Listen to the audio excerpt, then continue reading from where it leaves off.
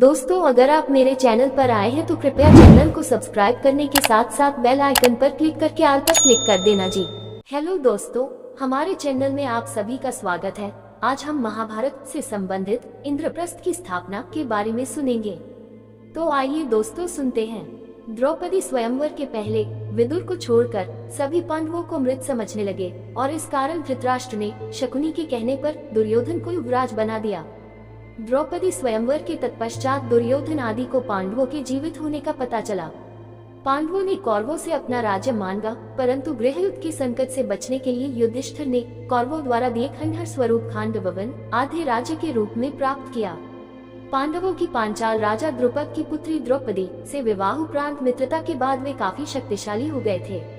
तब हस्तिनापुर के महाराज धृतराष्ट्र ने उन्हें राज्य में बुलाया।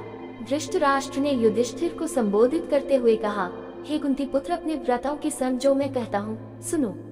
तुम खांडवप्रस्थ के वन को हटाकर अपने लिए एक शहर का निर्माण करो, जिससे कि तुम में और मेरे पुत्रों में कोई अंतर न रहे। यदि तुम अपने स्थान में रहोगे तो तुमको कोई भी क्षति नहीं पहुंचा पाएगा। पार्थ द्वारा रक्षित तुम खांडवप्रस्थ में निवास करो और आधा राज्य भोगो। धृतराष्ट्र के कथनानुसार पांडवों ने हस्तिनापुर से प्रस्थान किया। आधे राज्य के आश्वासन के साथ उन्होंने खांडवप्रस्थ के वनों को हटा दिया। उसके उपरांत पांडवों ने श्री कृष्ण के साथ मय दानव की सहायता से उस शहर का सौंदर्यीकरण किया। वह शहर एक द्वितीय स्वर्ग के समान हो गया।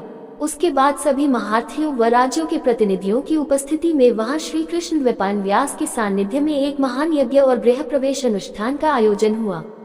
उसके बाद सागर जैसी चौड़ी खाई से घिरा, स्वर्ग गगन चुंबी चार दीवारी से घिरा व चंद्रमा या सूखे मेघों जैसा श्वेत वह नगर नागों की राजधानी भोगवती नगर जैसा लगने लगा। इसमें अनगिनत प्रासाद, असंख्य द्वार थे, जो प्रत्येक द्वार गरुड़ के विशाल फैले पंखों की तरह खुले थे। इस शहर की रक्षा दीवार में मंदराचल पर्वत जैसे विशाल द्वार थे।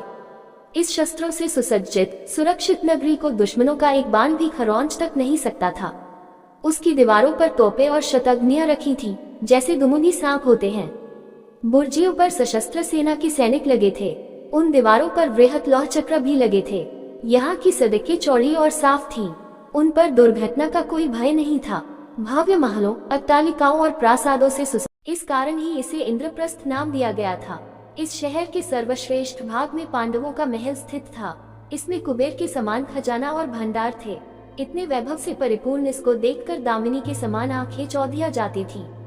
जब शहर बसा तो वहाँ बड़ी संख्या में ब्राह्मण आए, जिनके पास सभी वेद शास्त्र इत्यादि थे। वह सभी भाषाओं में पारंगत थे। यहाँ सभी दिशाओं से बहुत से व्यापारीगण पधारे। उन्हें यहाँ व्यापार कर धन संपत्ति मिलने की आशाएं थी। बहुत से कारीगर वर्ग के लोग भी यहाँ आकर बस गए। इस शहर को घेरे हुए कई सुंदर उद्यान थे, जिनमें असंख्य प्रजातियों के फल और फूल इत्यादि लगे थे। इनमें आम्र, अमृत, कदम्ब, अशोक, चंपक, पुन्नक, नाग, लेकुचा, पनास, सालस और तालस के वृक्ष थे। तमाल, वकुल और केतकी के महत्ते पेड़ थे। सुंदर और पुष्पित अम्लक, जिनकी शाखाएं फलों से लदी होने के कारण झुकी रहती थी। लोत्र और सुंदर अनकोल वृक्ष भी थे। जम्बू, पाटल, कुंजक, अतिमुक्ता, करविरस, पारिजात और ढेरों अन्य प्रकार के पेड़ पौधे लगे थे। अनेकों हरे भरे कुंज यहाँ मयूर और कोकिल ध्वनियों से गूंजते रहते थे।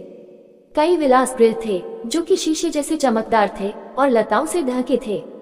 यहाँ कई कृत्रिम टीले थे और जल से ऊपर तक भरे सरोवर और झीलें, कमल तड़ाक, जिनमें हंस और बत्तखें, चक्रवाक इत्यादि किल्लोल करते रहते थे। यहाँ कई सरोवरों में बहुत से जलीय पौधों की भी भरमार थी। यहाँ रहकर, शहर को भोगकर पांडवों की खुशी दिनों दिन बढ़ती गई थी।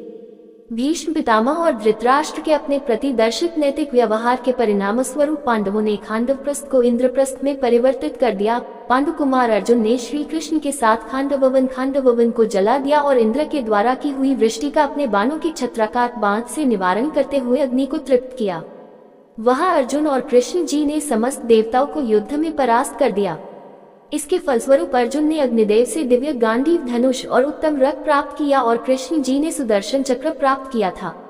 उन्हें युद्ध में भगवान कृष्ण जैसे सारथी मिले थे तथा उन्होंने आचार्य द्रोण से ब्रह्मास्त्र आदि दिव्य आयुध और कभी नष्ट न होने वाले बाण प्राप्त किए थे। इंद्र अपने पुत्र अर्जुन की वीरता देखकर अति प्रसन्न हुए। इंद्र के कहने पर देव शिल्पी विश्वकर्मा और मय दानव ने मिलकर खांडववन को इंद्रपुरी जितने भव्य नगर में निर्मित कर दिया, जिसे इंद्रप्रस्थ नाम दिया गया। उम्मीद करते हैं दोस्तों आपको ये इंद्रप्रस्थ की स्थापना महाभारत से संबंधित ज्ञान सुनने में अच्छा लगा होगा। इसी के साथ विदा लेते हैं। कल फिर एक नए महाभारत से संबंधित ज्ञान लेकर हाजिर होंगे। तब तक सभी दोस्तों को जय श्री कृष्णा जी।